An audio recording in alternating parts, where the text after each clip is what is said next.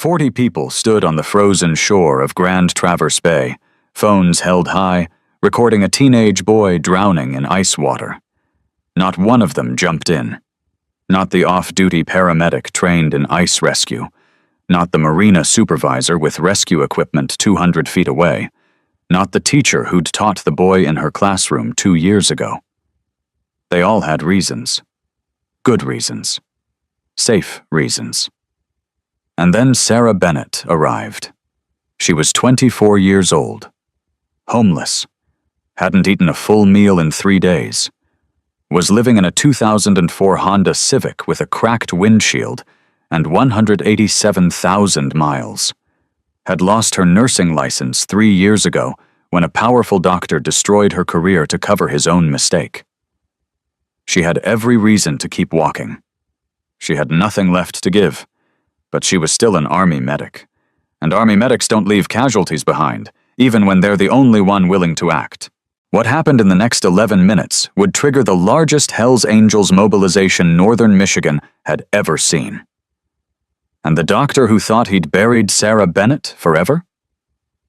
He was about to learn that some debts can't be erased. Stories like Sarah's used to be common. Neighbors helping neighbors, communities protecting their own. Now, everyone just films. Please subscribe and share this to remind people what courage actually looks like. Leave a comment telling us where you're watching from and whether your community would have stood on shore or jumped in. Now here's what happened when those 40 phones started recording. 6 hours earlier. Saturday morning, January 27th. 8:47 a.m. Sarah woke up in the back seat of her Honda Civic with frost on the inside of the windows. Her breath came out in white clouds. The sleeping bag she'd gotten from a church donation bin 3 months ago wasn't rated for Michigan winter. Wasn't rated for anything, really. She was so cold her fingers had gone numb. Outside the car, the temperature read -9 degrees. Inside, maybe 20. Still cold enough to kill if you stayed too long. Sarah sat up slowly. Every muscle ached. Sleeping in a car does that. 3 years of it, and your body starts to break down in ways you don't notice until you try to move.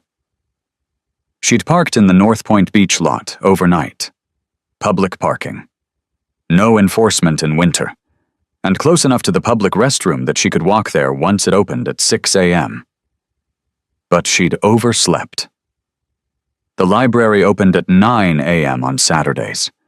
She had 12 minutes to get ready. Sarah pulled on her jeans over the sweatpants she'd slept in. Layering. That's how you survive Michigan winter in a car. Every piece of clothing you own, all at once. Her phone, cracked iPhone 7, battery at 4%, showed 3 missed calls from a number she didn't recognize. Probably bill collectors. She'd stopped answering those 2 years ago. She grabbed her backpack. Inside, change of clothes, toothbrush, deodorant, hairbrush. The basics. Everything else she owned was in the trunk, which wasn't much. The walk to the public restroom was 50 yards. Might as well have been 50 miles in this cold. Sarah's breath burned in her lungs. The wind coming off the bay cut through her jacket like it wasn't there. Because it basically wasn't. Army surplus from a thrift store. Torn lining.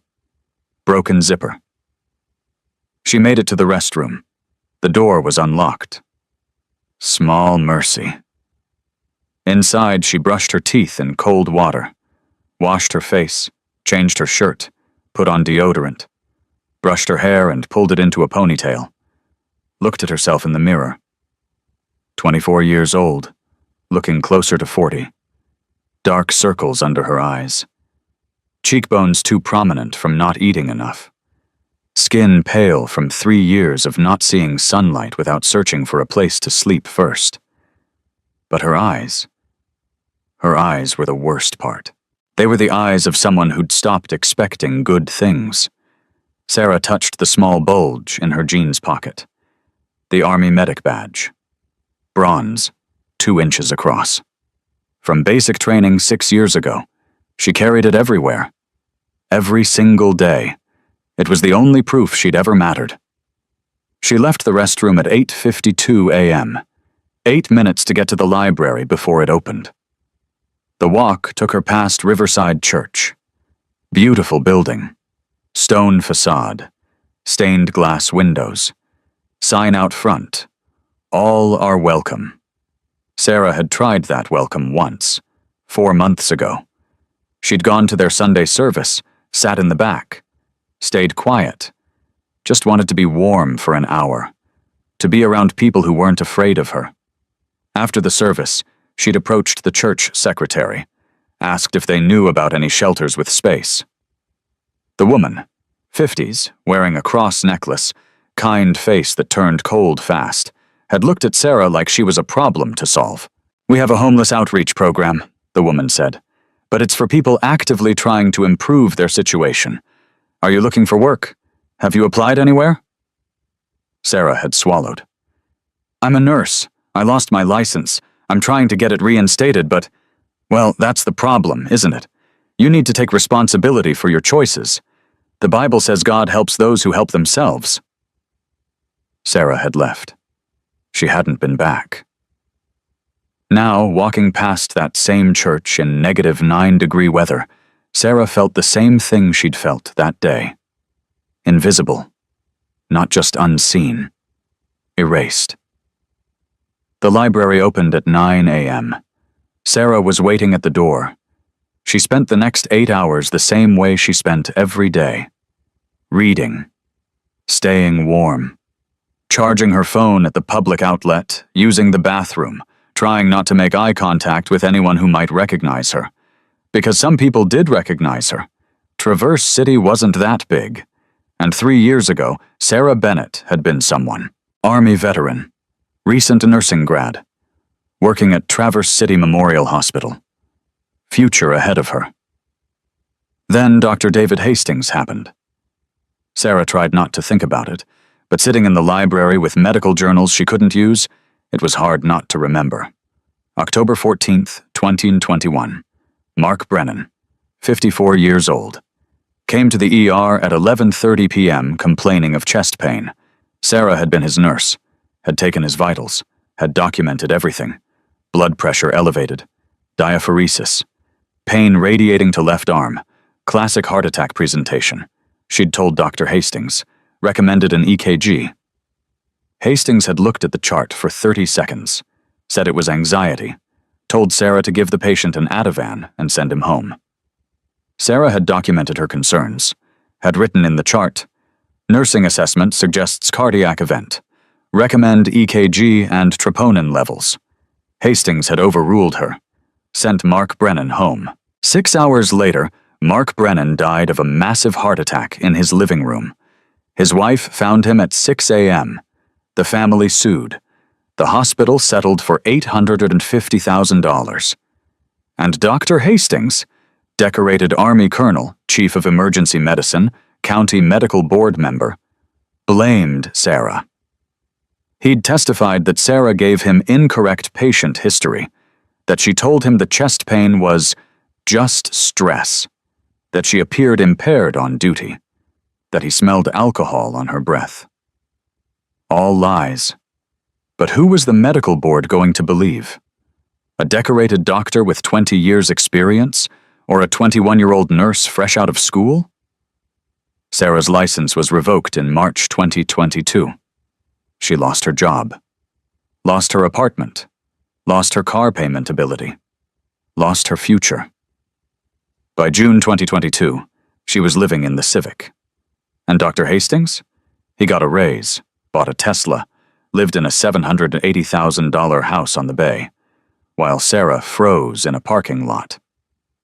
At 2:30 p.m., Sarah's stomach growled. She hadn't eaten since yesterday afternoon. A half sandwich she'd found in a trash can outside Panera. She had $3.47 in her checking account. Not enough for a meal. Not enough for anything. She ignored the hunger. She'd gotten good at that.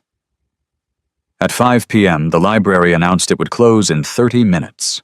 Sarah gathered her things, charged her phone to 18%, better than 4.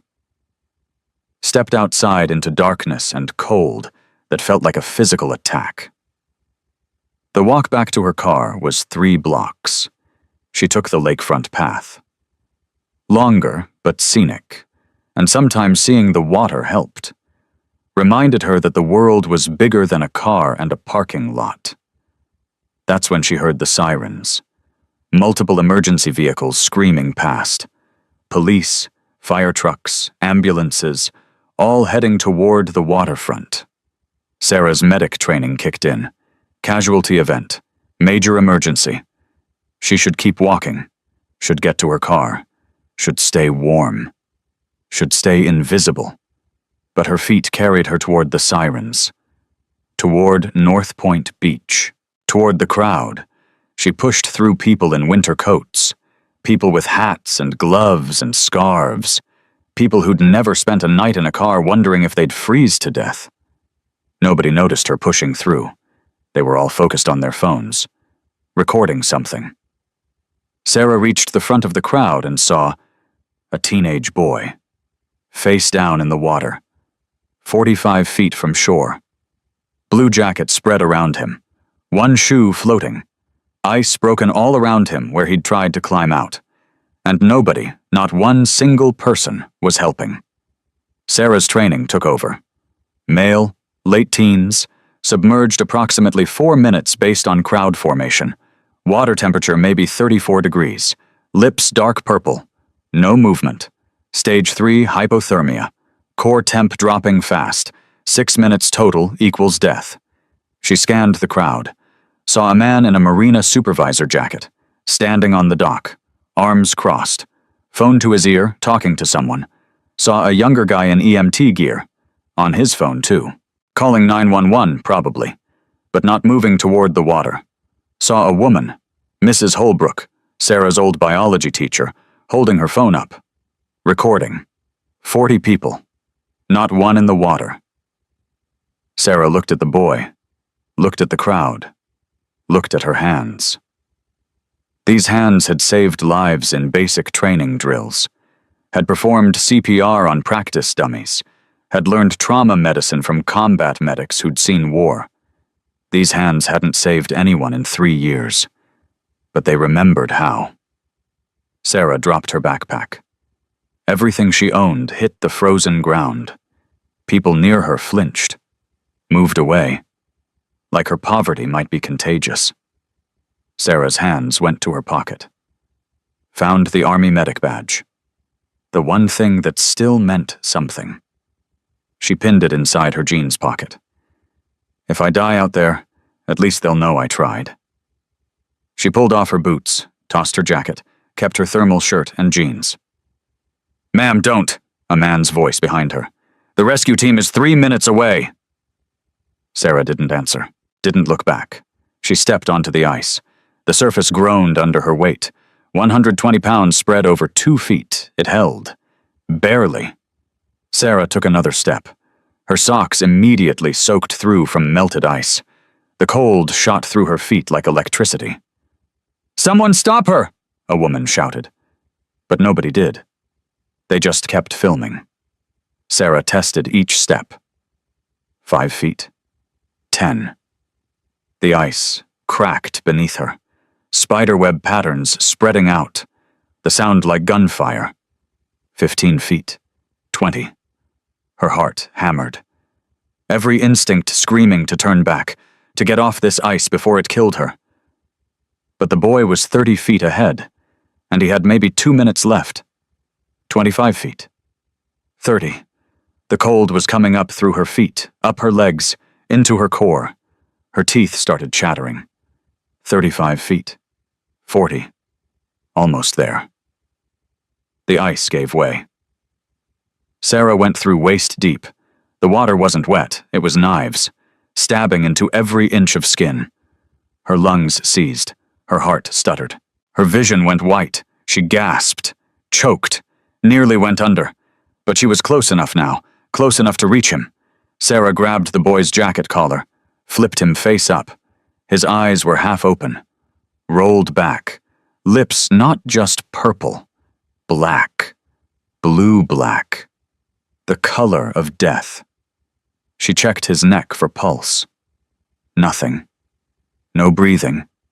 No heartbeat. Core temperature maybe 80 degrees. Clinically dead, but not irreversibly dead. Not yet. Sarah got one arm across his chest, started the side stroke kick. Combat life-saving. They'd drilled it in basic. Never thought she'd use it. Back toward shore. The ice kept breaking under their combined weight. She used her free elbow to smash through, creating a path. Her muscles were shutting down. The cold was too much, too fast. Hypothermia creeping into her own core now. 20 feet from shore, something hit the water next to her. A rope. Someone, finally, was helping. Sarah grabbed it with numb fingers, held the boy against her chest with her other arm. Someone pulled. Hard. They dragged both of them through the broken ice, through the freezing water, toward the beach. Sarah's knees hit sand, hands reached down, pulled the boy onto solid ground. Sarah crawled after him, fell onto the snow, shaking so hard she couldn't stand. The boy wasn't breathing. No pulse. Dying. Sarah's hands moved on autopilot. 21 years old when she lost her license. But 6 years of training don't disappear. She ripped his jacket open, pulled off his soaked hockey jersey. Number 19, Traverse City West. His skin was white as paper, fingers blue-black at the tips. "What is she doing?" someone in the crowd yelled. Sarah ignored them, stripped his wet jeans off, his shoes, socks, everything. Then she pulled off her own thermal shirt. The crowd gasped. Down to her sports bra in negative 12-degree air, Sarah wrapped the boy in her jacket, grabbed her sleeping bag from the backpack someone had brought over, wrapped him in that, then lay down next to him, chest to chest, skin to skin. Gave him her warmth. The only thing she had left to give. "She's trying to warm him with her body," someone whispered. "In this cold, they'll both die." Maybe. But Sarah was an army medic, and army medics don't abandon casualties. She checked his pulse. Nothing. Started rescue breathing.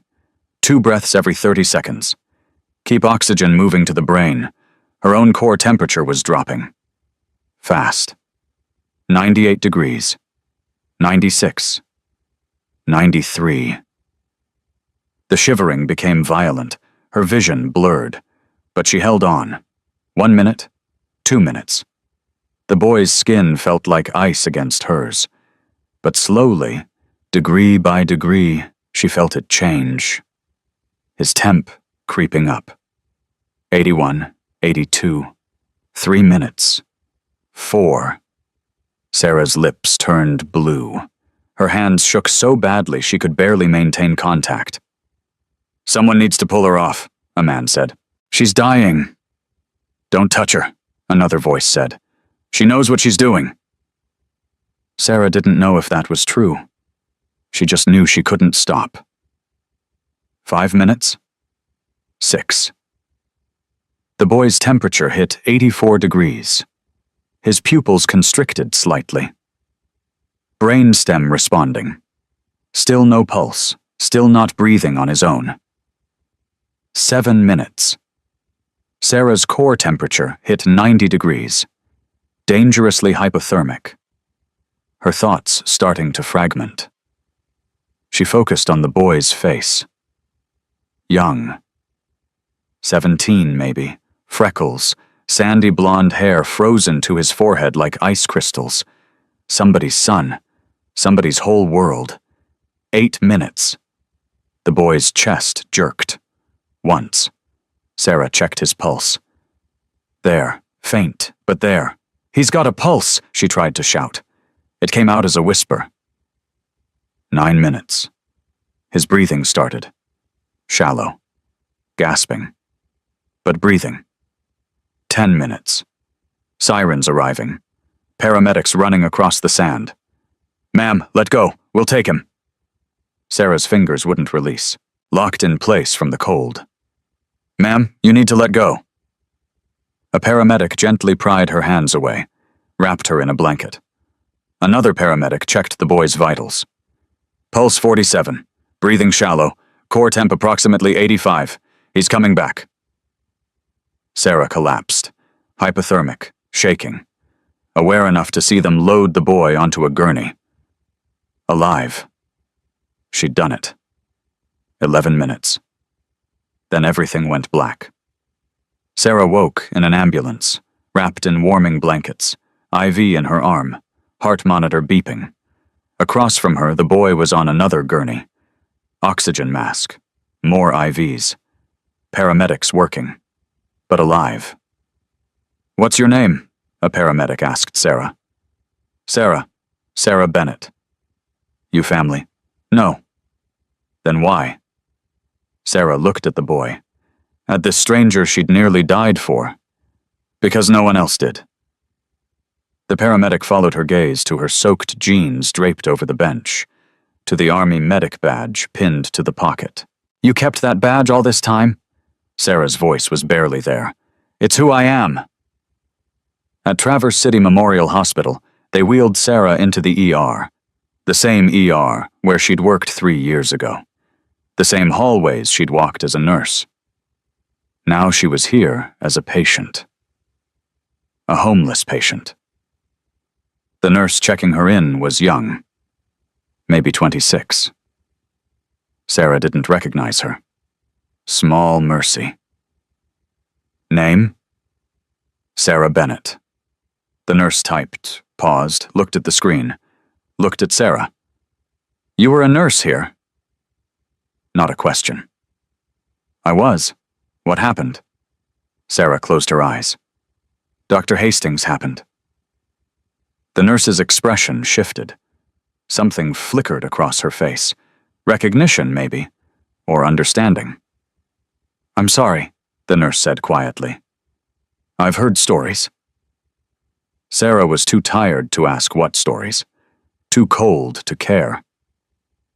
They moved her to a bay, hooked her up to monitors, wrapped her in heated blankets, started IV fluids.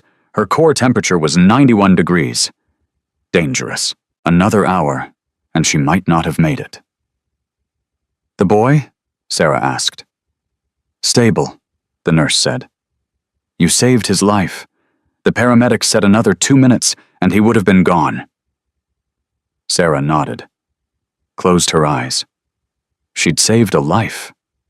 For the first time in 3 years, she'd done what she was trained to do. It felt like remembering how to breathe. In the trauma bay next door, Jake Morrison was surrounded by doctors. Warming blankets, heat lamps, IV fluids run through warmers. Every intervention to bring his core temperature back up slowly. Too fast, and his heart would stop. Rewarming shock. Common in severe hypothermia. Dr. Ellen Rodriguez stood over him, watching the monitors. 48 years old. Chief of Emergency Medicine since Dr. Hastings had been arrested. She'd been the one to replace him. Had spent 3 years cleaning up the culture of fear he'd created. "Core temp 86 degrees and climbing," a resident said. "Heart rate stable at 52, breathing on his own." Dr. Rodriguez nodded. "Keep monitoring. If temp rises more than 1 degree every 30 minutes, slow the warming." She looked at Jake's face. This kid who'd been dead 11 minutes ago. Sarah Bennett had done this. The nurse Hastings destroyed. Dr. Rodriguez had reviewed Sarah's case file when she took over, had seen the nursing notes, the documentation, the recommendations Sarah made that Hastings ignored. Sarah had been right. Hastings had been wrong. And Sarah lost everything for telling the truth. Now she'd saved a stranger's son with nothing but her own body heat and training she shouldn't have remembered after 3 years of homelessness. Dr. Rodriguez made a decision. She walked to Sarah's bay, pulled the curtain aside. Sarah looked up, eyes red, shivering despite the heated blankets. "Ms. Bennett," Dr. Rodriguez said. "I'm Dr. Rodriguez. I replaced Dr. Hastings as Chief of Emergency Medicine 2 months ago." Sarah's face went carefully blank, defensive. "I reviewed your case file," Dr. Rodriguez continued. "I know what happened. I know what he did to you, and I want you to know it was wrong. You were right about Mark Brennan. Hastings was wrong, and he destroyed your career to hide his mistake." Sarah's lip trembled. She bit down on it, hard. "I can't undo what happened," Dr. Rodriguez said. "But I can tell you that you just performed one of the most remarkable field rescues I've seen in 20 years of emergency medicine. Hypothermic rewarming using body heat, no equipment, in sub-zero temperatures. You saved that boy's life." Tears spilled down Sarah's cheeks. "You're still a medic," Dr. Rodriguez said. "They took your license. They didn't take your skills. They didn't take who you are." Sarah couldn't speak, could only cry. Dr. Rodriguez put a hand on her shoulder. "Get warm. Get treated. When you're ready, if you want help getting your license reinstated, you call me." She handed Sarah a business card. Then she left Sarah alone with her tears. Rick Morrison got the call at 3:47 p.m. He was at the clubhouse. Road captain meeting, planning a charity ride for March. His phone rang. Unknown number. "Yeah? Mr. Morrison? This is Traverse City Memorial Hospital. Your son Jake was brought in by ambulance. He's stable, but—" Rick didn't hear the rest. Was on his bike in 30 seconds. The hospital was 6 miles away. Rick covered it in 4 minutes. Parked in the ambulance bay. Ran inside. Found the ER desk. "Jake Morrison. Where is he?" The clerk checked. "Trauma Bay 2. "But sir, you can't." Rick was already moving. Through the double doors. Down the hallway. Following the signs. He found Jake behind a curtain, surrounded by equipment. Oxygen mask over his face, but awake. Alive. Rick's knees nearly buckled. He walked to the bed, grabbed Jake's hand. His son's hand was cold. So cold. "Dad," Jake whispered under the mask. "I'm here. I'm right here." A doctor appeared. Dr. Rodriguez. She introduced herself. Explained what happened. "Your son fell through ice at North Point Beach. He was submerged approximately 4 minutes. Core temperature dropped to 80 degrees. He was clinically dead when he reached shore." Rick's hand tightened on Jake's. A woman pulled him out, went into the water when approximately 40 bystanders stood watching. She performed hypothermic rewarming for 11 minutes using her own body heat. Saved his life. Rick looked at the doctor. "Where is she?"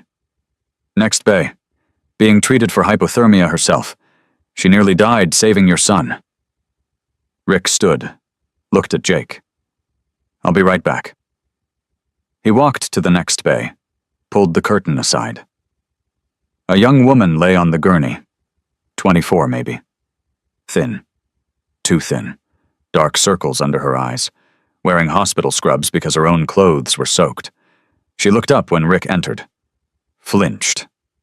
Rick realized he must look terrifying. 6'3", leather jacket, tattoos, road captain patch visible. He made himself smaller. Sat down in the chair next to the bed. Put his hands where she could see them. "You pulled my son out," he said, gentle as he could.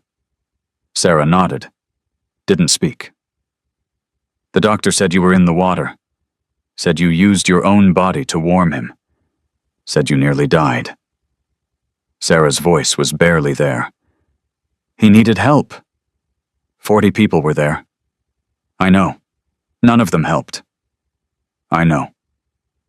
Rick looked at this young woman, this stranger who'd saved his son's life. "What's your name?" "Sarah. Sarah Bennett." "Sarah."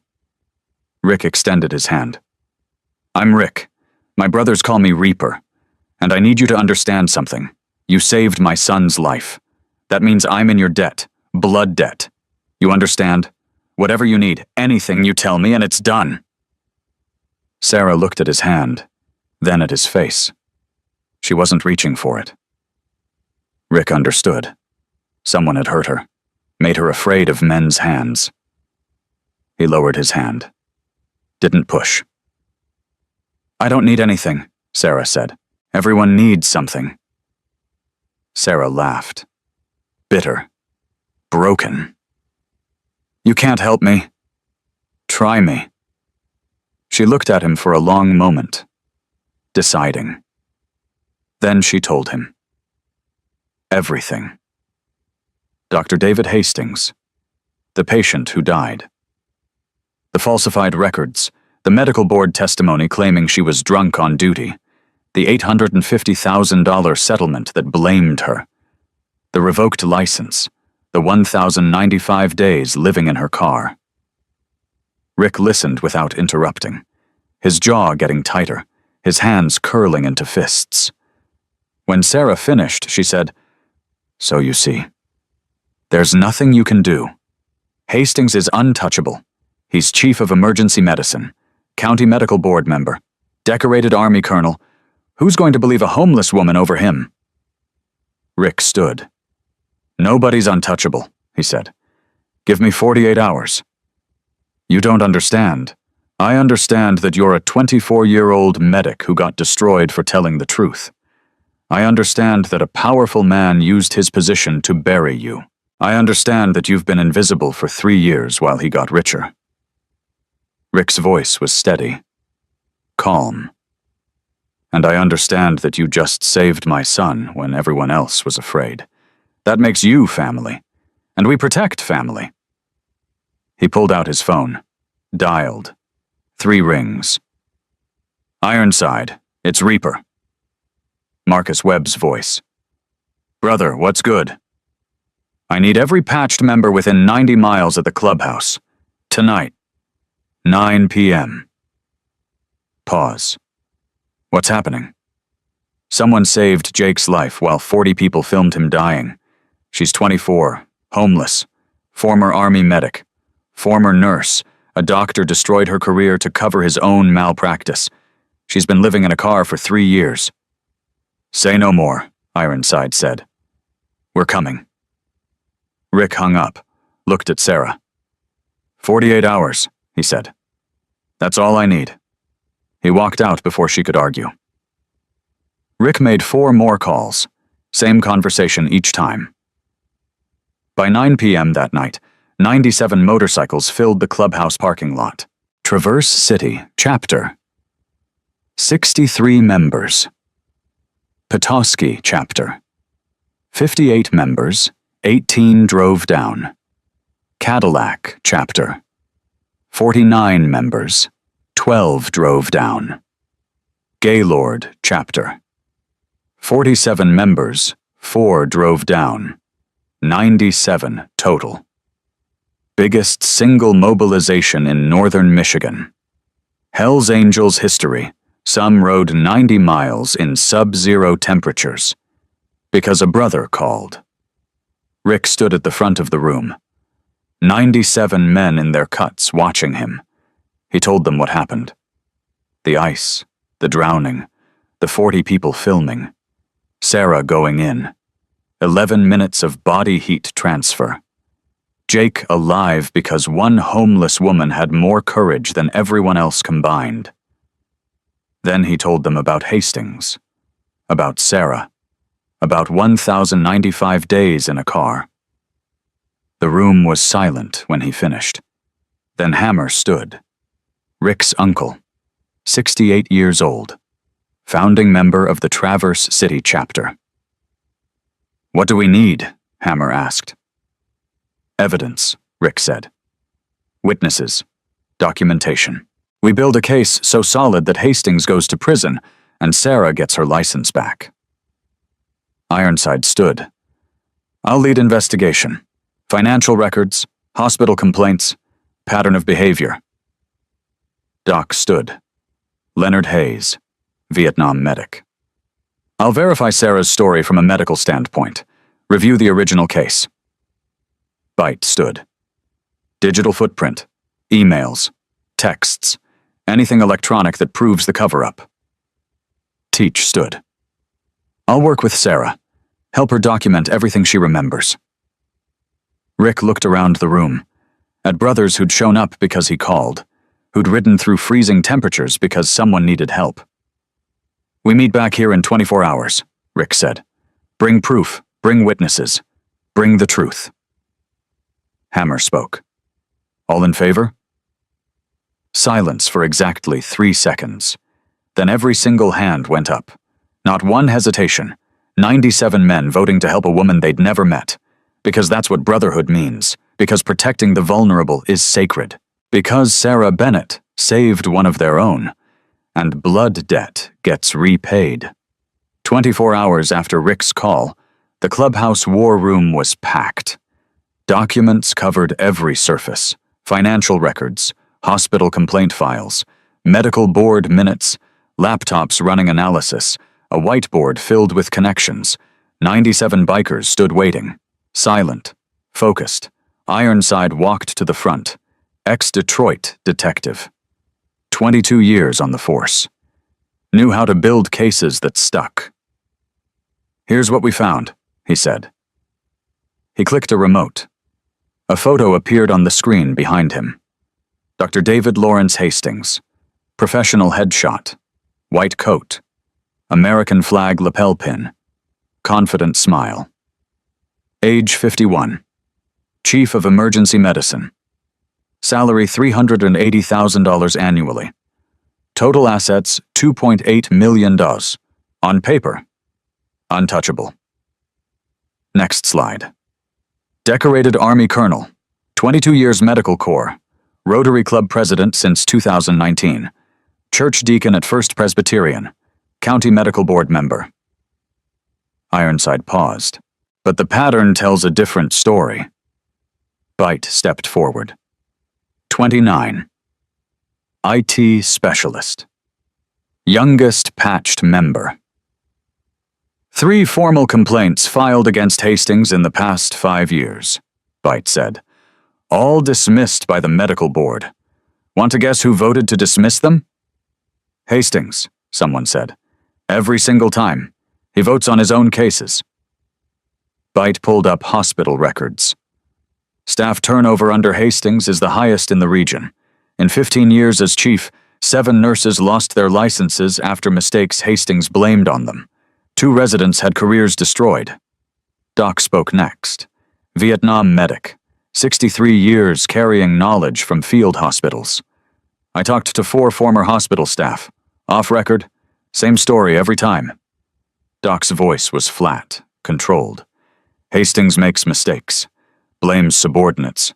Uses his credentials, Army Colonel, medical chief, board member, to be believed. Who are you going to trust? Him or the nurse with 2 years' experience? Rick listened, arms crossed, jaw tight. Sarah mentioned a patient, Rick said. Mark Brennan. Ironside nodded, pulled up a file. October 14th, 2021. Mark Brennan, 54, construction foreman. Came to ER at 11:30 p.m. with chest pain. Dr. Hastings diagnosed anxiety attack. Sent him home with Ativan. Mark died 6 hours later. Massive coronary, family sued, hospital settled for $850,000. He pulled up Sarah's nursing notes. But look at this. Sarah documented everything. Patient vitals, blood pressure 168/104, diaphoresis, pain radiating to left arm, classic MI presentation. She wrote, and I quote, nursing assessment suggests cardiac event. Recommend EKG and troponin levels. Hastings overruled her, Doc said. Never ran the EKG. Never ordered blood work. Sent a man having a heart attack home with anxiety medication. The room was silent. Then Hastings altered the medical records, Byte said, after the lawsuit was filed. Changed Sarah's notes to make it look like she told him the patient was anxious. Fabricated documentation. then testified to the medical board that Sarah appeared impaired on duty, said she smelled of alcohol, was slurring words. Was she? Hammer asked. No? Doc's voice was hard.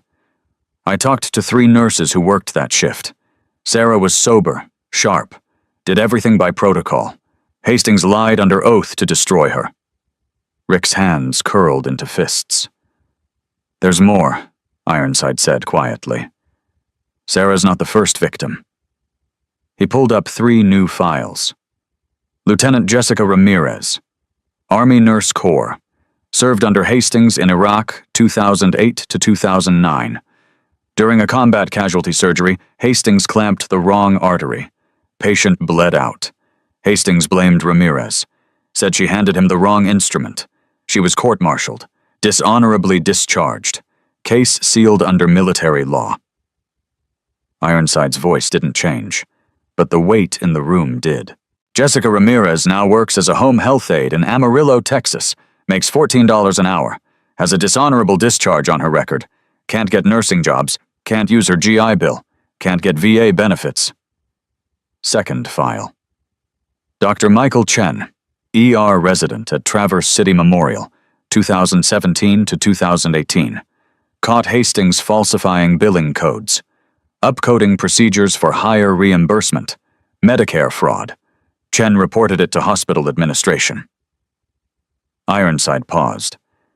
Hastings accused Chen of stealing medications, planted evidence in Chen's locker. Chen's residency was terminated. He works at an urgent care clinic in Reno now. The black mark on his record prevents him from getting hospital positions. He'll never be a full emergency physician. Third file. Nurse Amanda Sullivan, senior ER nurse. 2019 to 2020. Witnessed Hastings verbally abusing a patient, homeless veteran with PTSD. Sullivan reported him to HR. Hastings claimed Sullivan was stealing narcotics. Fabricated documentation showing missing doses on her shifts. Sullivan was fired, investigated by the DEA for 14 months. Was she cleared? Someone asked. Yes, but the damage was done. She took a job in Michigan's Upper Peninsula at 60% of her previous salary, moved 300 miles away to escape the stigma. The room was dead silent. 4 victims, Rick said, that we know about. 4 victims in 24 hours of searching, Ironside corrected. There are probably more. Hastings has been doing this for at least 16 years. Teach spoke from the back, former high school counselor, knew how to talk to trauma survivors. I spent 6 hours with Sarah yesterday, Teach said, helped her document everything. Dates, times, conversations. She's been keeping a journal, writing down details so she wouldn't forget if she ever got a chance to fight back. He held up a notebook, water-stained, pages worn. She's been carrying this for 3 years, everything that happened, everyone who failed her. Teach opened to a marked page. She also recorded something. 3 weeks ago, conversation between Hastings and the hospital board chair. Every head turned. Teach connected his phone to the speakers. Hit play. The audio was scratchy, low quality, but audible. A man's voice. David, the Brennan family attorney is still asking questions. They want to reopen the case, saying new evidence suggests the nurse's notes were accurate. Dr. Hastings' voice came through, smooth, confident, dismissive. Greg, that case is sealed. The settlement agreement is ironclad. Bennett signed away her rights. Even if her notes were accurate, which I dispute, she has no standing to sue. Pause. Sound of footsteps. Another voice. But if the medical board reviews it... Hastings laughed. The sound made several brothers flinch. Greg, I am the medical board. I vote on licensing complaints. You think I'd vote to exonerate someone I personally testified against? My credibility is on the line. Silence on the recording. Besides, Hastings continued, Bennett is homeless now. I saw her digging in the dumpster behind Arby's last month. No lawyer will take her case. She's what you called her, a non-credible witness. Exactly. The system worked. And if she tries to go public? Who's going to believe a homeless woman with a revoked nursing license over a decorated Army colonel and chief of emergency medicine? This isn't complicated. I protected the hospital. I protected my career. I removed a problematic employee. Everyone wins. Pause. Well, everyone who matters. The recording ended. The silence in the room was crushing. Then Hammer spoke, voice low, dangerous. He called her a non-credible witness, after he destroyed her life, after he made her homeless, after he took everything. He systematically destroyed 4 people we can prove, Ironside said, used his authority, his credentials, his position on the medical board to bury complaints, to frame subordinates, to cover his mistakes. Rick looked around the room, at 97 men who'd given up 24 hours to investigate a woman they'd never met. County Medical Board meets Friday morning, Ironside said. Public meeting. We show up with evidence, with witnesses, with that recording. We force them to reopen Sarah's case. They'll try to shut us down, someone said. That's why all 97 of us are going to be there, Rick said. Clean clothes, no cuts, business casual. We sit quietly. We present evidence. We let the system work. Bite raised his hand. And if the system doesn't work? Rick's smile was cold. Then every news station in Michigan gets copies of everything by Friday afternoon. Channel 7, Channel 9, Detroit Free Press, Bridge Magazine. We blow this so wide that the medical board has to act or face public outrage. Can you find the previous victims? Rick asked Ironside. Get them to testify? Already done. Jessica Ramirez is flying in from Texas tomorrow. Lands at Detroit Metro at 6 p.m. Michael Chen is driving from Nevada. Amanda Sullivan is 2 hours north in Sault Ste. Marie. All 3 agreed to testify. Witnesses from the beach? Rick asked. Teach pulled out his notes. I collected 4 statements yesterday, door to door around North Point Beach. He read from the first page. Patricia Holbrook, age 52, high school biology teacher at Traverse City West, lives 3 blocks from the beach. She was walking her golden retriever when Jake fell through, 60 feet away. She heard the ice crack, saw Jake go under. Teach looked up. She called 911 at 2:49 p.m., 2 minutes after Jake went into the water. That's documented on the 911 recordings. She also started recording video on her phone. She submitted the video to news stations the next day. His voice hardened. Mrs. Holbrook taught Jake in 9th grade biology 3 years ago. She recognized him, knew his name. Watched a 14-year-old kid she'd taught drown while she recorded it for Channel 9 News. Someone cursed quietly. Teach continued to the second statement. Frank Kowalski, age 38, Marina Maintenance Supervisor at Clinch Park Marina, adjacent to the beach. Former volunteer firefighter. Certification lapsed 3 years ago, but he's still trained in water rescue. Teach read Kowalski's quote. I saw the thin ice warning signs were down. They'd blown over in the storm the night before. I watched Jake Morrison walk onto the ice. I was going to go tell that kid to get off, but my shift was ending in 10 minutes. I figured someone else would say something. Then I heard the ice crack. Teach looked around the room. Frank Kowalski stood on the marina dock, 90 feet from where Jake went under. He had rescue rope in the equipment shed. He had flotation rings. He had everything needed for ice rescue. The shed was 200 feet away. He never moved. Third statement. David Torres, age 29, county paramedic, off duty that day, ice fishing 200 feet from shore, trained in ice rescue, certified in cold water emergency response. Teach read Torres's statement word for word. I'm off duty. I don't have my gear. Ice rescue requires specialized equipment. I could have died too. I did what I was supposed to do. I called 911 and waited for the rescue team. Teach set the paper down. David Torres is a trained paramedic. He's responded to 3 ice rescue calls in his career. He knows the protocols. He stood on the ice with fishing equipment and watched Jake die. Then watched Sarah, who had no training, no equipment, and was hypothermic from living in a car, do what he was trained to do. The fourth statement. Monica Chen, age 41, insurance claims processor, lives on Lakeshore Drive with her husband and 2 daughters. Teach's voice softened.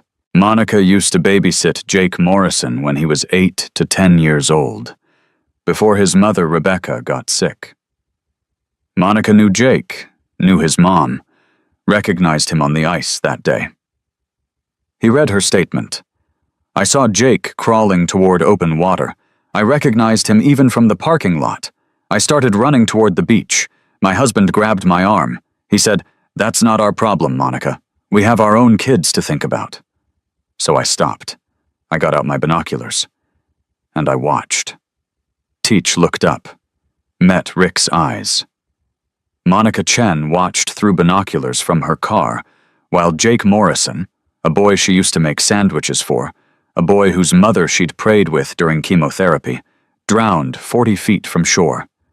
She submitted this statement with tears running down her face. She said, "I knew Rebecca. I watched her son die while I stood there like a statue." The room held its breath. Rick spoke, voice low, controlled. 40 people stood on that beach, phones in their hands, recording, calling 911, waiting for someone else to act. My son was clinically dead for 4 minutes because not one of them had the courage Sarah did. Hammer stood. Club elder, voice of wisdom. Medical board meets Friday, 9 a.m., County Administrative Building. We show up, all 97 of us. We present evidence. We demand they reopen Sarah's case and investigate Hastings. Not a protest, Rick emphasized. A peaceful assembly. We're there to bear witness, to make sure they can't sweep this under the rug the way they did 4 times before. What about Sarah? Doc asked. She stays away from the meeting, Rick said. If she's there, Hastings' lawyer claims intimidation. We do this without her. Get her license back. Get Hastings investigated. Then we bring her home. Hammer looked around. All in favor of full mobilization Friday morning? The room went quiet. 97 men, all wearing their cuts, all waiting. For exactly 3 seconds, nothing. Just the hum of the refrigerator and distant traffic outside. Then every single hand went up. Not one hesitation. Not one dissent. 97 men voting unanimously to help a 24-year-old woman they'd never met, because she saved one of their own, because blood debt is sacred, because protecting people the system failed is what brotherhood means. Friday morning, January 31st, 8:50 a.m. The County Administrative Building parking lot was empty when the first motorcycles arrived. Then the rumble started. Low at first, distant, like thunder rolling across frozen ground. Then it grew into a roar, 4 by 4. Tight formation. 97 Harley-Davidsons pulled into the lot. Riders wore jeans, button-down shirts, clean boots. No cuts, no patches.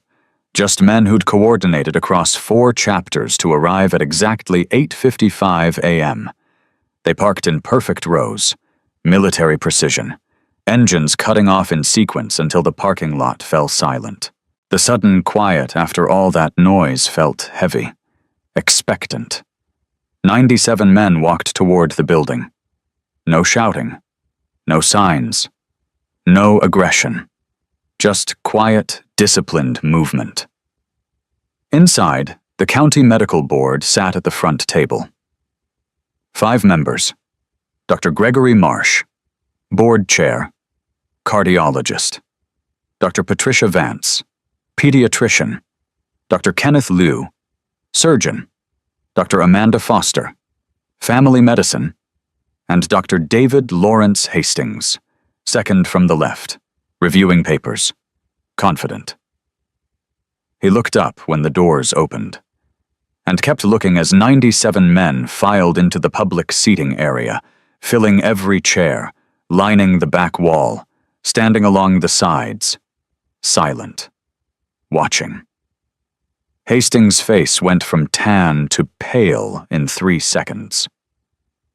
Dr. Marsh cleared his throat, adjusted his glasses. "This is a public meeting, but we ask that all attendees maintain decorum and—" "We're here to observe," Ironside said from the front row, "and to present evidence during the public comment period, Dr." Marsh looked at the crowd, at Hastings, back at his agenda. "Very well. This meeting of the County Medical Board is called to order." Routine business took 40 minutes. Budget approvals, licensing renewals, protocol updates. Hastings kept glancing at the silent crowd, sweat visible on his forehead despite the air conditioning. At 9:42 a.m., Dr. Marsh announced, "We now open the floor for public comment. Each speaker has 3 minutes." Ironside stood, walked to the podium, set down a thick folder. "Marcus Webb, 22 years Detroit Police Department, Homicide Division, retired detective. I'm here regarding the case of Sarah Elizabeth Bennett, RN. License revoked March 18, 2022, following testimony from Dr. David Hastings." Hastings sat perfectly still, face blank. Ms. Bennett was held responsible for the wrongful death of Mark Anthony Brennan, who died October 14, 2021, from a massive myocardial infarction that Dr. Hastings failed to diagnose. The hospital settled the wrongful death lawsuit for $850,000. The settlement agreement specifically named Ms. Bennett as the negligent party.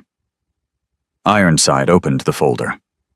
"However, I have Ms. Bennett's original nursing notes from that shift, time-stamped, documented in the electronic medical record system. She performed a full cardiac assessment on Mr. Brennan. She documented elevated blood pressure of 168/104, diaphoresis, pain radiating to the left arm, and she wrote, I'm reading verbatim, nursing assessment suggests cardiac event, recommend EKG and troponin levels." He slid the printed notes across the table to Dr. Marsh. Dr. Hastings overruled that recommendation. No EKG was performed. No cardiac enzymes were drawn. Mr. Brennan was diagnosed with an anxiety attack and sent home with Ativan. He died 6 hours later. Dr. Marsh was reading the documents, his expression darkening with each line. "Furthermore," Ironside continued, "Dr. Hastings testified to this board that Ms. Bennett appeared impaired on duty that night. He stated that she smelled of alcohol and was slurring her words. I have sworn affidavits from 3 nurses who worked that same shift." He laid out 3 more documents. Nurse Jennifer Parks, Nurse Michael Thompson, Nurse Rebecca Stein. All 3 state that Sarah Bennett was completely sober, alert, professional, performed her duties flawlessly. Someone on the board shifted uncomfortably. "I'm also presenting evidence of a pattern," Ironside said. 3 previous cases where Dr. Hastings blamed subordinates for his own errors. He laid out 3 files, each one color-coded. Lieutenant Jessica Ramirez, dishonorably discharged from the Army in 2009 after Dr. Hastings blamed her for his surgical error during combat operations. Dr. Michael Chen, residency terminated in 2018 after he discovered Dr. Hastings falsifying billing codes. Nurse Amanda Sullivan, fired in 2020 after she reported Dr. Hastings for verbally abusing a patient. Dr. Marsh was no longer reading. He was staring at Hastings. "These allegations are serious," Dr. Marsh said slowly. "But this is—" "I have sworn testimony from all 3 victims," Ironside interrupted. "All 3 are here today, in this room, ready to testify under oath." From the crowd, 3 people stood, a woman in her 50s, Hispanic, wearing a Target employee vest, Jessica Ramirez, a young man in a button-down shirt, Asian American, glasses, Michael Chen, a woman in her 40s, blonde, nurse's scrubs visible under her jacket, Amanda Sullivan. Hastings' face went white. "Finally," Ironside said, "I have a recording. 3 weeks old. A conversation between Dr. Hastings and Dr. Gregory Marsh, that's you, sir, discussing Sarah Bennett's case." Dr. Marsh's eyes widened. Ironside connected his phone to the room's speaker system. Hit play. Dr. Hastings' voice filled the room. Clear. Confident. Damning. "Greg, that case is sealed. Bennett signed away her rights. Even if her notes were accurate, which I dispute, she has no standing. But if the medical board reviews it," Hastings laughed on the recording. Several board members flinched. "I am the medical board. I vote on licensing complaints. You think I'd vote to exonerate someone I personally testified against? My credibility is on the line." Pause. "Besides, Bennett is homeless now. I saw her digging in a dumpster last month. No lawyer will take her case. She's a non-credible witness. The system worked, Greg. And if she tries to go public? Who's going to believe a homeless woman with a revoked nursing license over a decorated Army colonel and chief of emergency medicine? I protected the hospital. I protected my career. I removed a problematic employee. Everyone wins. Everyone who matters." The recording ended. The silence lasted exactly 7 seconds. Then Dr. Marsh spoke, voice shaking. "Dr. Hastings, you are hereby suspended from this board, effective immediately, pending a full investigation into these allegations. This meeting is adjourned until—" "You can't suspend me," Hastings said, standing. "I have rights. I have—" "Sit down, David," Dr. Marsh said, "or I will have security remove you." Hastings looked at the 97 men sitting in perfect silence. At Ironside, standing at the podium. At the 3 previous victims, still standing. He sat down. Dr. Marsh looked at the crowd. At Ironside. "The board will review all evidence presented here today. We will reconvene in 72 hours with a decision on whether to reopen Sarah Bennett's case. We will also be forwarding these materials to the county prosecutor's office for review of potential criminal charges." Ironside nodded. "Thank you." He returned to his seat. 97 men stood as one, filed out as quietly as they'd entered. Not one word spoken. But the message was clear. "We'll be watching." That afternoon, 2 Traverse City police detectives arrived at 4782 Bayshore Drive. White colonial. 2 stories. Manicured lawn, even in winter. American flag by the front door. Property records showed purchase price, $780,000. Dr. David Hastings was in his garage. Saturday afternoon. Working on his boat motor. Grease on his hands. Reading glasses perched on his nose, whistling while he adjusted a carburetor.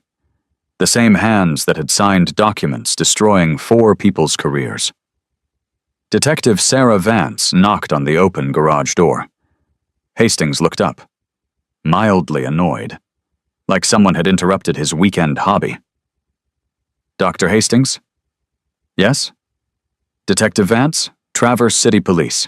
Detective Morrison." She gestured to her partner. "You're under arrest for fraud, falsifying medical records, and perjury before the county medical board." Hastings's wrench clattered to the concrete floor. "What? This is ridiculous. I have rights. I want my attorney and—" "You'll have the right to contact your attorney after booking," Detective Vance said. "Turn around. Hands behind your back." They read him his rights right there in his garage, in front of his neighbors who'd come out to watch.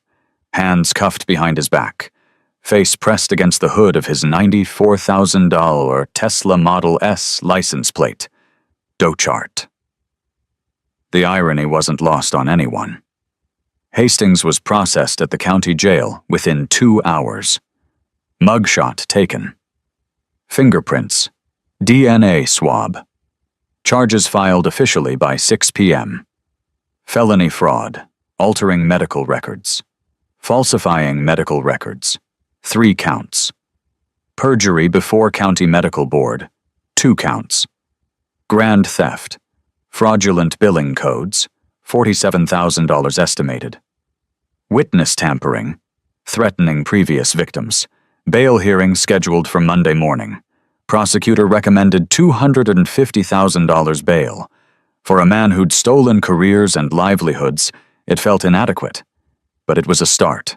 Monday morning, the county medical board held an emergency session. Vote to reopen Sarah Bennett's case. 4-0. Hastings recused, suspended. Tuesday, they reviewed all evidence. Sarah's original nursing notes. The 3 nurses' affidavits. Medical expert testimony that Sarah's assessment was correct and Hastings' diagnosis was negligent. Wednesday, they voted. Sarah Elizabeth Bennett's nursing license, fully reinstated. All disciplinary actions expunged from her record. Official apology issued. Thursday, Hastings' attorney approached the prosecutor about a plea deal. The evidence was overwhelming. Hastings couldn't win at trial. Friday, he took the deal. 8 years in state prison. No eligibility for parole for 5 years. Medical license permanently revoked in Michigan and nationally. Restitution of $127,000 to previous victims. Judge Maria Costello delivered the sentence with words that would be quoted in every news article. Dr. Hastings, you were entrusted with the power to heal, and instead, you wielded it as a weapon. You destroyed careers to protect your ego. You victimized the vulnerable to maintain your status. You manipulated a system designed to protect patients and used it to harm the very people who tried to hold you accountable. 8 years is the maximum this court can impose. I only wish it could be more. Hastings was led out in handcuffs, heading to Lebanon Correctional Institution, 2 hours from Traverse City, far enough that he'd never accidentally encounter any of his victims. The week after sentencing, Rick pulled his truck into Lakeshore Apartments, Unit 3B, ground floor, 1 bedroom. Sarah stood on the sidewalk, staring at the building like it might disappear. Same look she'd had when they told her about her license, like good things couldn't possibly be real. Keys in your name, Rick said, getting out of the truck. Rent paid for 6 months. Hells Angels chapters across Michigan raised $42,000. Rent, deposits, furniture, food, everything. Sarah's hands shook. I can't accept. You already did. The lease is signed. Furniture gets delivered tomorrow. You have a home, Sarah. She looked at him, eyes wet. Why are you doing this? Rick thought about how to answer. About Jake in that hospital bed. About this young woman who'd gone into freezing water when 40 people watched. You saved my son, he said simply. Blood debt gets repaid. This is us repaying. He handed her the key. First key to a home she'd held in 1,095 days. Sarah's fingers closed around it. She started crying, right there on the sidewalk. Rick gave her space. Didn't try to hug her. Didn't try to fix it. Just let her cry. After a few minutes, she wiped her face. Thank you. Don't thank me. Thank yourself. You did the impossible. We're just making sure you don't have to do it alone anymore. Doc handled medical coordination. Got Sarah an appointment with Dr. Ellen Rodriguez, the family physician who'd replaced Hastings as chief of emergency medicine. Frostbite on your fingers is healed, Dr. Rodriguez said during the exam. You'll have nerve sensitivity for another 6 months. Cold will bother you more than it used to, but no permanent damage. She wrote 3 referrals. Physical therapy for the frostbite recovery. Insurance would cover it. Sarah qualified for Medicaid now that she had an address. Trauma therapy with Dr. Kevin Park. Twice weekly. Non-negotiable. And a 3rd referral Dr. Rodriguez handed over with a smile. Traverse City Medical Center is hiring ER nurses. I'm on the hiring committee. Your license is reinstated. Your experience speaks for itself. You saved a drowning victim with field medicine most ER nurses couldn't perform. Sarah stared at the paper. I haven't worked in 3 years. You never stopped being a nurse. You just stopped getting paid for it. Dr. Rodriguez met her eyes. You're ready. Trust me. Teach drove Sarah to her first therapy appointment, sat in the waiting room reading a car magazine while she spent 50 minutes with Dr. Kevin Park. Tell me about the ice, Dr. Park said. Sarah told him.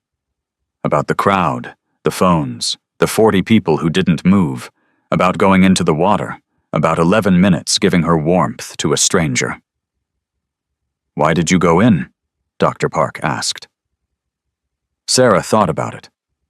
Because no one else did. You were starving, hypothermic from living in a car. You had every reason to walk away. I was a medic. Medics don't walk away. Dr. Park leaned forward. Sarah, you performed CPR and hypothermic rewarming for 11 minutes while dying of cold exposure yourself. That's not the action of someone broken. That's someone who never stopped being what they were trained to be. Sarah cried for the first time since the ice broke. Dr. Park handed her tissues. 3 years of homelessness. 3 years of being invisible, but you never forgot who you were. They took your license. They didn't take your skills. They didn't take you.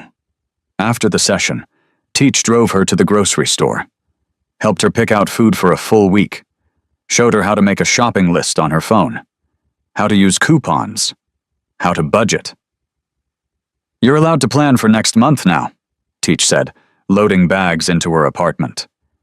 You're allowed to believe tomorrow's coming. Sarah stood in her kitchen, with groceries on the counter, and started crying again. Teach pretended not to notice, just kept unpacking. Bite handled the practical logistics, set up her bank account, the one that had been frozen for 2 years when she couldn't maintain a minimum balance. Got her a new phone. iPhone 13. Not the newest model, but leagues beyond her cracked iPhone 7. Helped her create a resume that made her look like the capable professional she was, not the homeless woman she'd been forced to become. Put this at the top, Bite said. January 27th, 2025. Performed emergency ice rescue and hypothermic rewarming that saved a minor from cardiac arrest when first responders were 11 minutes from scene. Sarah applied to Traverse City Medical Center on Tuesday.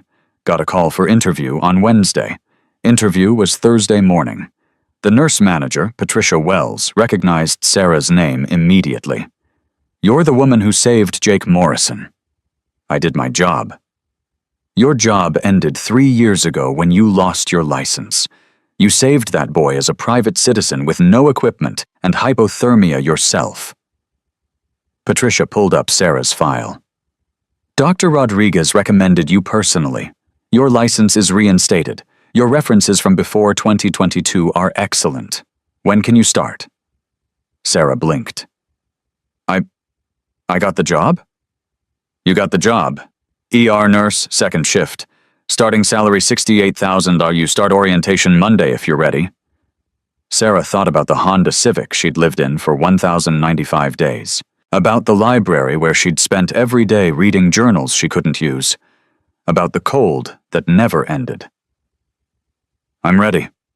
Ironside made sure legal protections were airtight. Restraining order against Hastings filed and approved. 500 feet minimum distance.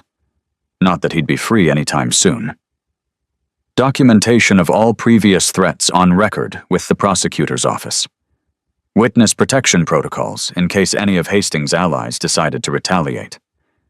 He's in prison for 8 years minimum, Ironside said, walking Sarah through the paperwork in her new apartment. But men like him have friends. You see anything suspicious, anything, you call me. Day or night.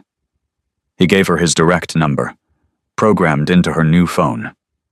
Sarah signed the paperwork with hands that didn't shake anymore.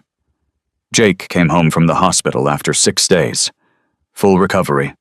No brain damage, no lung damage, no permanent effects from 4 minutes underwater and 80-degree core temperature. He'd been lucky in ways that shouldn't have required luck. Rick sat him down that evening. Living room. Just the two of them. "I need you to understand something," Rick said. "You almost died because I wasn't there. Because I was at the clubhouse while you were on thin ice trying to get your mother's medallion." Jake looked down. Guilt written all over his face. "I'm sorry. I dropped it and I couldn't let it go. It was Mom's." "I know. But Jake, your mom wouldn't want you dead trying to retrieve a piece of metal. She'd want you alive." "Everyone just stood there, Dad." Jake's voice cracked. "All those people. They just filmed." "I know. Except her. Sarah. She went in." Rick nodded. "She went in when 40 people were too afraid. She gave you her body heat when she was dying from cold herself. She saved your life." "Can I meet her? Thank her?" "Soon. She's getting settled. She's been through a lot. But soon." 7 months later, August 15th, 2025, Saturday afternoon. The Hells Angels Traverse City Clubhouse was decorated for the annual summer cookout. Banners, string lights, picnic tables covered in red and white checkered cloths. 200 people scattered across the lot. Club members, families, friends. Kids running around with sparklers even though it was still daylight. Music playing from speakers. 3 grills loaded with burgers, ribs, corn on the cob. Sarah Bennett stood near the fence talking with Doc about a trauma case from her shift last week. Motorcycle accident. Critical injuries. She'd stabilized the patient until MedFlight arrived. She looked different. Healthy. Hair clean and styled in a neat ponytail. Color in her face. Actual color, not the gray-white of malnutrition. 43 pounds heavier than the woman who'd crawled from frozen water 7 months ago. She wore jeans that fit, a Traverse City Medical Center t-shirt, sneakers that weren't held together with duct tape. Looked 24. Finally looked her age. Jake Morrison walked up with his dad. The teenager had grown 3 inches over summer, filled out from hockey conditioning, wearing his number 19 jersey with pride. His team had made regionals. "Ms. Bennett," Jake said. Sarah turned, smiled. "Jake? Hey, you can call me Sarah." "Sarah." He swallowed. "I wanted to thank you. I know I sent that card in March, but I wanted to say it in person. You saved my life." "You already did thank me. The card was beautiful." "I know, but..." Jake looked at his dad. Rick nodded encouragement. "You went into the water when everyone else just watched. You almost died keeping me warm, and I don't know how to say thank you for that." Sarah put a hand on his shoulder. "You're alive. You're healthy. You're playing hockey again. You're happy. That's all the thanks I need." Rick stepped forward holding a wooden plaque. "We wanted to give you something," he said. "From all of us. From the Brotherhood." He handed it to her. Mounted on the plaque was Sarah's Army Medic badge. The bronze one she'd pinned to her pocket, thinking she was going to die. Rick had retrieved it from the ice after the rescue, had it professionally cleaned, preserved under glass. Below the badge, an engraved inscription. "Heroism isn't rank or title. It's action when no one else will move. Hells Angels MC, Northern Michigan, January 27th, 2025. Sarah stared at it. At the badge that had defined her for 6 years. That she'd carried through basic training, nursing school, her job, and 1,095 days of homelessness. Her vision blurred. "We also wanted to tell you what's happened since," Rick said. He counted on his fingers. "The hospital fired 3 administrators who ignored complaints about Hastings. County Medical Board implemented new policies. No member can vote on cases involving their own testimony. Amanda Sullivan got her job back at Traverse City Memorial with full back pay and a formal apology. Michael Chen was offered a residency position in Detroit. Jessica Ramirez is working with military advocacy groups to get her discharge status reviewed. He paused. And the bystander intervention training program you designed with Teach? The one where you talk to high school students about recognizing when someone needs help? 17 school districts across Michigan adopted it, teaching kids that filming isn't helping. That courage means acting even when you're scared. Sarah held the plaque against her chest. I didn't do anything special. I just couldn't watch someone die. Hammer walked up. Rick's uncle, club elder, beer in hand. That's exactly what made it special, Hammer said. 40 people could watch. You couldn't. That's the difference between existing and living. Doc raised his glass. To Sarah Bennett, the woman who reminded us that heroes don't wait for permission. 200 voices echoed. To Sarah! She laughed through tears. The first real laugh in 4 years. But this story isn't really about one woman's courage on a frozen beach. It's not about a corrupt doctor finally facing consequences. It's not even about 97 bikers showing up to demand justice. It's about the 40 people who stood on that shore with phones in their hands. The teacher who recognized her student and chose recording over rescue. The paramedic trained in ice rescue who chose safety over risk. The marina worker who had equipment and chose convenience over action. The mother who knew the boy and chose comfort over courage. 40 people made a decision that day. They decided someone else would handle it, that professionals were coming, that it wasn't their responsibility. And a 17-year-old boy died for 4 minutes while they watched. Sarah Bennett made a different decision. She decided that waiting was the same as killing, that inaction was a choice, that courage meant moving when your hands were shaking and your brain was screaming to stop. She wasn't stronger than those 40 people, wasn't braver. She was 24 years old, homeless, starving, had nothing left to risk except a life she wasn't sure was worth living anymore. But she moved anyway. And that movement changed everything. Here's what you need to understand. There are Sarah Bennetts everywhere. Young people destroyed by systems protecting the powerful. People living in cars and shelters while those who wronged them sleep in expensive houses. And most of the time, we don't see them, because seeing them means acknowledging our own comfort, our own privilege, our own fear. Sarah had been invisible for 1,095 days. Then she saved a life, and 97 people refused to let her disappear again. Here's what you can do, right now. Today. First, pay attention. Notice when someone's losing weight they can't afford to lose. Ask why when a good employee suddenly disappears. Question stories that seem too perfect. Second, ask uncomfortable questions. Are you okay? Is a start. What really happened? Is better. I believe you is sometimes all someone needs to hear. Third, call the hotline. Child abuse, 1-800-422-4453. Domestic violence, 1-800-799-7233. Workplace retaliation, OSHA hotline, your state labor board. If something feels wrong, report it. You can be wrong about abuse. You can't be wrong and silent. Fourth, listen when someone's voice shakes. When someone tells you something impossible, that a decorated doctor lied, that a respected community member is abusive, that the official story is wrong, listen. Actually listen. Fifth, be willing to be the only one. Sarah went into that water alone.